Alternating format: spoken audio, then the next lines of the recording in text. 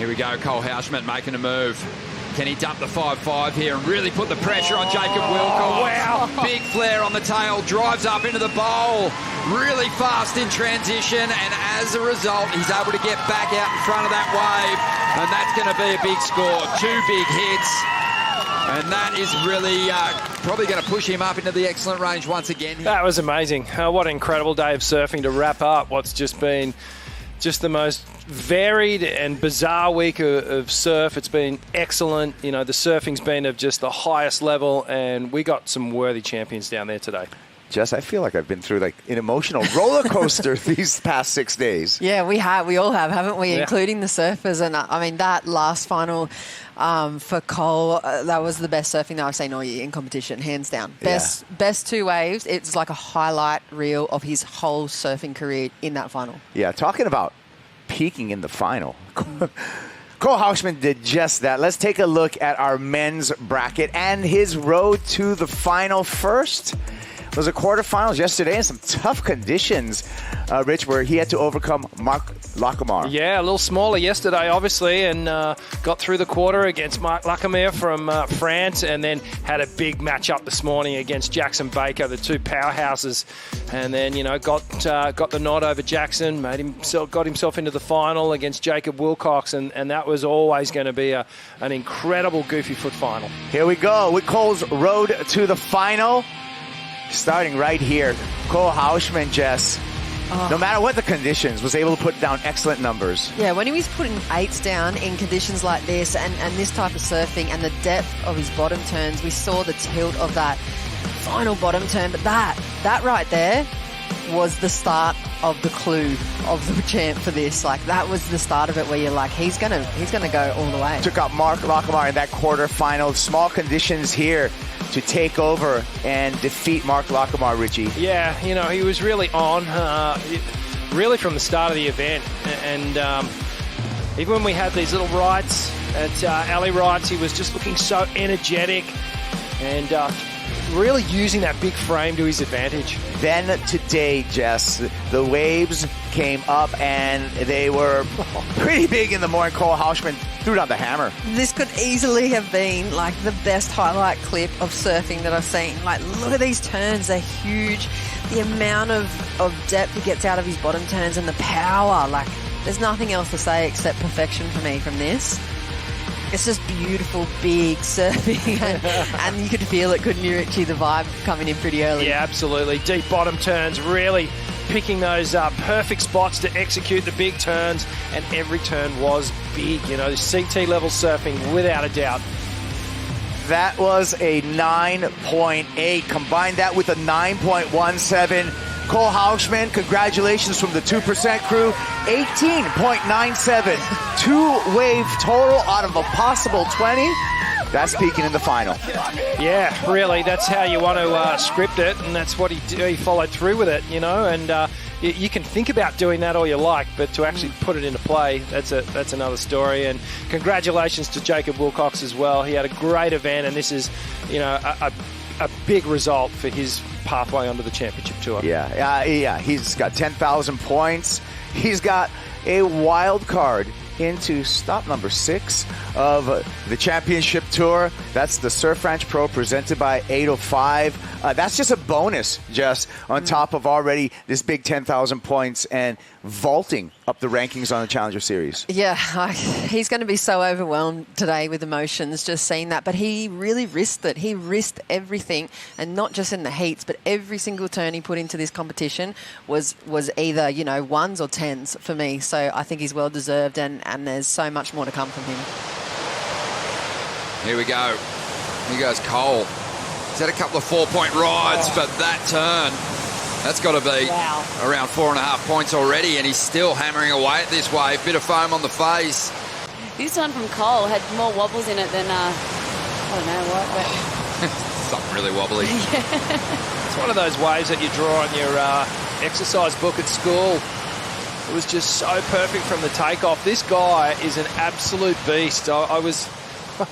Mate, he was getting ready in the competitors area, and I was just blown away by just how big and much he's grown. He's got so much bulk and muscle and strength, and it's really translating well into these turns. quite patient on that wave, just setting that first turn up, letting that backwash. And the CT event was super similar conditions to this. South swell, really similar left bank. As you see, Cole. Yeah, loading up for something big. Great grab. And that's what we're talking about just then. Getting enough height to let the wave do its thing and then provide a softer landing. And he found a great transition there. And that was a really clean straight air. I loved it. Laura, what I love is he didn't go to the rotation. It's so refreshing when someone doesn't go into the spin, gets the grab. He stopped it. And he would have seen Eli from behind do that spin before and thought, you know what, I'm not giving him any opportunity to punt on this, and made the most of that wave. And, well, we might see a rider. It is Cole. There goes Cole in between wave. Racing down the line, needs to put it up into the lip, which he does right there. Big spray coming off the tail one more time. Now getting into rhythm. Cole Houshmand with the final snap. Goes complete. He made that one. And selling that to the beach. Needs a 6-point ride. Yeah, good surfing here. Good wave choice. You can see Cole's looking down the line and going, okay, let's get to this moment where the wave starts to slow up. Now he hits a beautiful hook. And the second one, a bit more of an acute snap, throwing buckets and then does the layback hack. He's been going to that turn, super reliable, and I love that one. Just sort of keeps the projection going down the line, comes square off the bottom there. And again, just this super dependable hack that he's been going to. The bottom bracket, a bit more precision and style and grace there, but we're off and running. We sure are, and it's going to be San Clemente's Cole Houshmand getting started here. Driving up into this section, huge swoop. Oh, he's on his way to a big number. This is a replay, this one during the break. And what a wave it was, Laura. Oh, that is a way to start off. Bottle Thompson was saying why, because eventually this wave was going to turn up, and Cole Houshmand has just absolutely taken advantage of it at first turn. Just showing us something new, a bit of slide, a bit of progression in a solid double overhead wave. Watch this turn here, just leans into it, gets some tail release. Perfect control as he comes out, sets up this final section, tags it, and just steadies himself and rides out. Mate, that face was so cupped out at the end of that ride. This could be better than his first wave. This is Cole Houshmand with a victory here. You know, you just see him putting together a couple of more contents as he flicks the tail, and he's going to ride out of this big flare up, right Craigie style. He's loving it. Mike, in terms of our champions, pretty worthy recipients of the trophy here. You look at what they were able to do in the final, but also just looking back throughout the rounds, big performances from that pair, and the Goofies going away with the silverware. Absolutely. Bronte bringing the experience and her form and her championship tour pedigree through. Cole, the energy of youth bursting through to take the win. Well, and I've got to say, if there's any chance of an injury or anything for Jeffreys Bay, please, let's put that big beastie from California in there. Can you imagine that backhand unleashed on the world's best right-hand point? All right, well, let's remind ourselves exactly on the part of the final here and how it all worked out for Cole Houshmand, who had tough heats to surf throughout the bracket here. That's what it's like on the Challenger Series, particularly towards finals day. And you look back to the quarters and what he was able to do, taking on Cowley Vast. And that one was an actual heat where he was struggling there. It was one of the rare times we've seen it until the final really managed to get that done. Made unbelievably short work of Joanne Duru and then through to the final. Meanwhile, Fred Moraes coming up against Cade, who looked like he was blazing yesterday. But Fred got himself into the final. It was always going to be a tough one. And for most of it, he looked like he was going all right in that final, Fred. I mean, that drama that came through at the end of it. Whenever we do have low scoring affairs, let's take a look and see exactly what went down. But it remained close and nail-biting. A lot of it hinged on an exchange that came through at the midway point.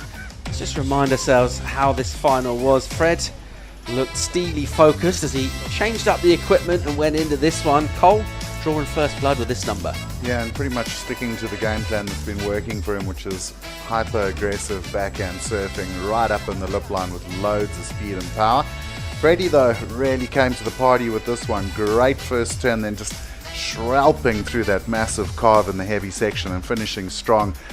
He won the exchange And then in the dying seconds, this one came through for Cole, and just again that big fin release on the back end. He does it so well, getting the 3-turn combo, getting a 4.64, just scraping in on the requirement, but enough to win it.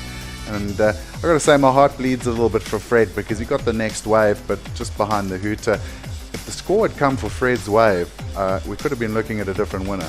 Yeah, results in here, so not a high scoring final, but it pretty much says it all, Mike. Each surfer with a solid score, and it's all about the backups. It was so close. We talk about those small margins in elite level sport. It's all about making those small margins go to your favour.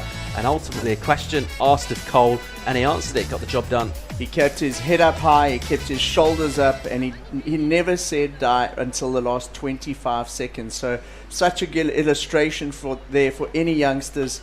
You know, how do you approach a heat? Never give up the last 25 seconds of the whole event, and he gets the scoring wave. Yeah, of course, Kai, going back to back is Cole, and it's amazing to see in surfing at this level, any level, particularly at the elite level, we see surfers get on a bit of a roll, a bit of a tear. Something all comes together for him, able to get the favour of the panel of the judges as well for their surfing, but all those other factors, equipment, just the way they're training, preparing. Cole Houshmand will want the US Open. It couldn't come around quick enough for him. He'd be happy if the event was next week. Yeah, US Open at home in front of friends and family, the San Clemente crew. I mean, a big part of his success this year has been the fact that they're traveling in that big crew. You know, you've got brother who's almost like Uncle Kaloha now with these youngsters, and they really have just been pushing that vibe and supporting him, and the results are showing. So imagine he can go for the triple. I don't know if anyone's done the triple in the Challenger before. And we're obviously here trying to send surfers to the Championship Tour, and in the past often we've had a bit of a gulf in terms of the quality of venues, but in terms of the wave we've had here at Ballito, also in Australia on the Championship, on the Challenger Series already this year, we've had some great waves, and surfers like Cole Houshmand with the power, you'd be backing him to go pretty well as a rookie should he get there on the Championship Tour. Absolutely. He's shown what he can do in the smaller stuff as well as the bigger stuff, and I'm just so stoked we've got to also showcase Ballito and the quality waves that are on offer here. We saw on one of Travis's calls this event, he was saying that one day in particular was the best waves we've had on the Challenger Series this year, which is great for Ballito. Some action around the water, guys. Look at that drift. Holds it for some time up into the closeout. Is there somewhere he's right? And he just goes from strength to strength in this one. Smashed out a couple of sevens, did a run around, have a little swig of rehydration from his crew as he was jogging around. Look at this guy though, he is a man on fire. Lively bottom turn, just absolutely drifts the fins off the back of that first turn.